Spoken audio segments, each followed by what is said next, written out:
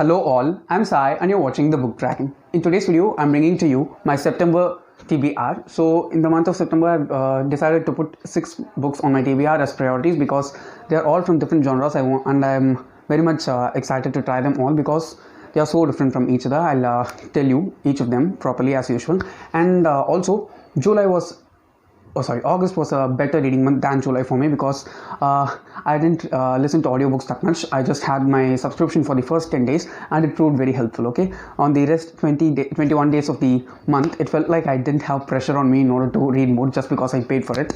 And it's been a bit relaxing as of now, and I'm going to try and limit audiobooks as much as I can and try reading more physical books. So without any further ado, let's get into the TBR.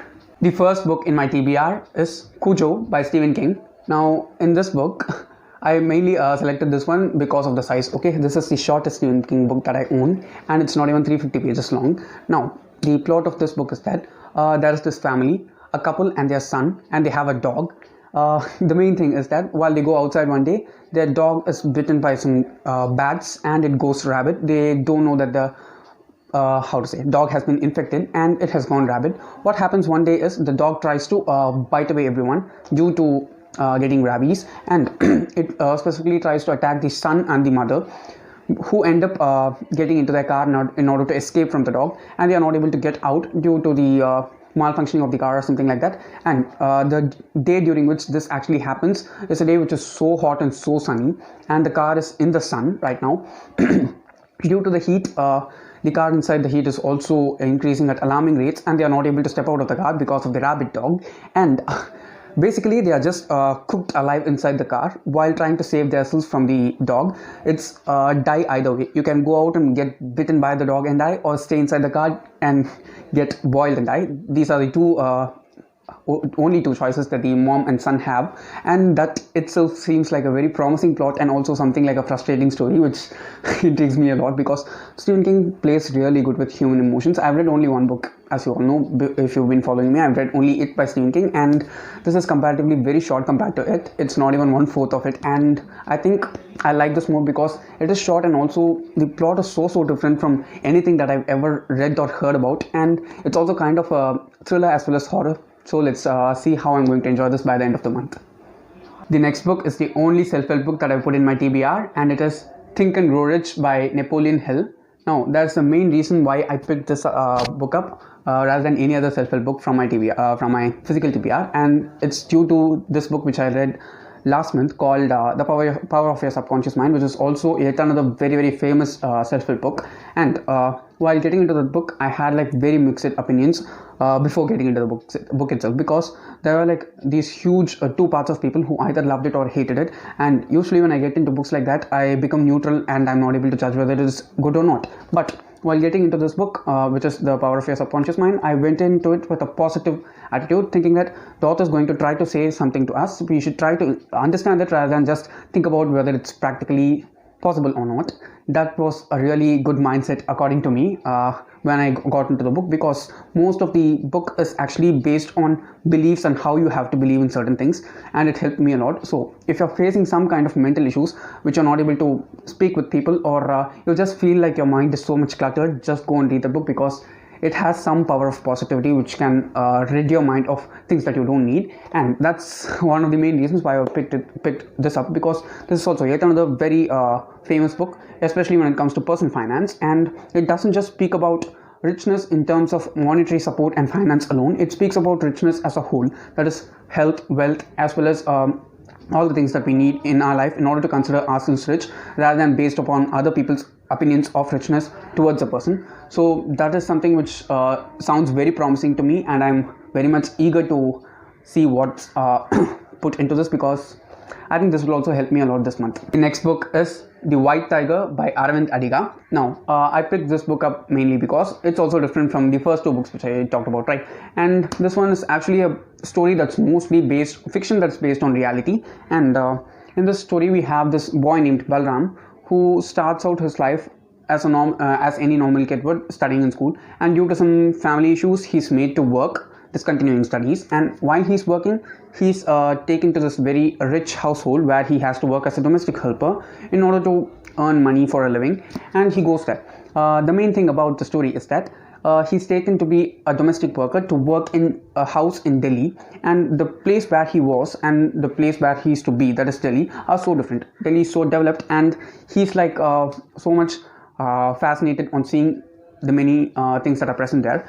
Also, one of the main things about this book which intrigued me a lot is the arc that it promised. That is, Balram starts as a boy who works as a domestic helper, and then he transforms into this huge entrepreneurial model, which is which sounds something like very motivational in some sense. It's also very Indian, okay, and I can feel that I can sense that feel of an Indian story just from the plot itself, because most of the Indian movies that we watch in any language, okay, I'm not just talking about Hollywood or any of the South industries, I'm just talking about Indian films as a whole. They have this tendency or this kind of a story. I'm sure that every language of cinema has this kind of a story, and we might mock such stories right now, but we cannot avoid the fact that they are very much motivational in some way or the other, and that's one of the main reasons why I've picked this up. I'm hoping to get a lot out of this because this is a Man Booker Prize winner, and also I read Life of Pi, which was another Man Booker Prize winner. It was really good. It was a very different experience, and I'm expecting something different out of this also. The next one is Keepers of the Kalachakra by Ashwin Sanghi. Now, one of the main reasons why I picked this book up is because I thought of this thing, which is kind of a goal, but it's not a goal, okay, reading goal for the year, which is to read at least one Indian book every month. You know that I don't read that much of Indian books because I find foreign books a bit more engaging. Okay, it's not in a negative way for Indian books in any way. I'm just not used to reading that many Indian books, and I like exploring different cultures. That's one of the main reasons why I read foreign authors more. And the reason for picking this up rather than any other Indian book is because it is a blend between genres. It is between sci-fi and thriller. I've tried some thrillers, but I've not tried sci-fi to that extent at all. Okay, I've not even tried like 4 or 5 thrillers in my entire life of reading, and this one's Indian, so it'll be even more relatable for me to read, and it might also be as a good starting point for reading sci-fi thrillers. And in this book we have this series of murders of very famous people done by a gang, and the gang is so good in killing them such that they don't leave traces at all. How our protagonist actually tries to solve this mystery and bring them to the limelight, that's the focus. And also there is this last line of the synopsis at the back of the book, which seems a bit overpowering. Okay, so I'm getting into this with a lot of expectations. If any of you have read this book, please do tell how it is. If it is good, tell me. If it's not that good, please don't tell me, because I don't want to go in with the mind that it's not going to be good. And I'll just read you that line which intrigued me a lot, which is, you come up godsmack against an end that you simply did not see coming. Usually books don't put such lines at the end of their synopsis. That seems promising as well as a bit too much if you ask me, and let's see how it's going to be. Next one is a Tamil book, and it is Ponniyin Selvan Volume 3 by Amarar Kalki. Okay, I've read the first 2 books in the series in the first 8 months of the year, which is so bad to hear because the books were so amazing, guys. Okay, the first one was good, the second one was way too good, and my brother said that as the series progresses, each and every next book gets better and better. I just can't imagine how this one can be better than the second book, because the first one was good. Okay, it was so engaging, it was so good, especially in Tamil, for that richness of the language, it was excellent. The second book I didn't expect it to be much better than the first one, and my brother says that 3, 4 and 5 are 3 is better than 2, 4 is better than 1, 2, 3, and 5 is better than all the 4. I'm just not able to even digest the idea of how the story can become even better, because it's about royalty, it's historical fiction. There are a ton of description which is so beautiful to read, yet there is this thrilling aspect of the story which moves it along wonderfully. There are excellent characters whose tension you can just feel while reading. Okay, by the way, Ponniyin Selvan is also available in English, so you can try the translated version out. It's available in Kindle Unlimited for free, all the 5 volumes. So if you have Kindle Unlimited, go try it out because it's available in English. And I'm very much pumped to read this because the hype is so much for this one, and I've not even heard or seen anyone say even a single bad thing about the series. That is so hard to find, okay, in person as well as online, because I've not even heard a speck of negative things about Ponniyin Selvan. That is something so different from any of the books that I read and I read before. let's see how this is going to be, because this seems so promising, and I've also experienced that level of goodness in the first 2 books. Let's see how this is going to be. The last book in my TBR is the reread, and it is Harry Potter and the Deathly Hallows by J.K. Rowling. Obviously, it is the final book in the Harry Potter series, with which I'm going to end the reread a month later than I promised.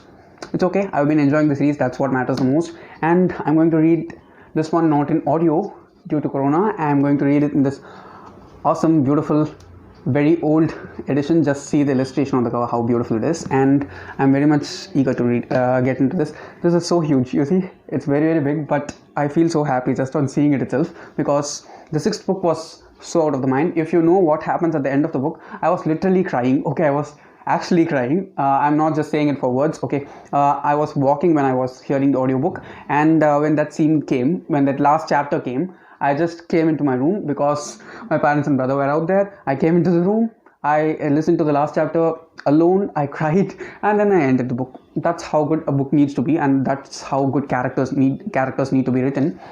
And also, we know that there are going to be certain insane twists in this one. The first half is not that great. Okay, the first half is not that great, but it is the perfect half for the second half to be so great an ending. If you've read the series, you know what I'm speaking. Okay, and it's just awesome, guys. Okay, I'm happy as well as sad, because it's going to end here, and there are no other Harry Potter books in the series to read. I don't consider The Cursed Child. Okay, it's not even a book. Let's see. I'm definitely going to enjoy this, but I don't know how, when I'll cry, when I'll be happy. I'm expecting a lot from this. Okay, so these are all the 6 books that I put in my TBR for September. I'm not sure if I'll be reading all these, but I'm going to try, because all of these are so amazing to just from the synopsis itself. However, I'm going to finish Harry Potter, you know that. I'm not sure about the other 5.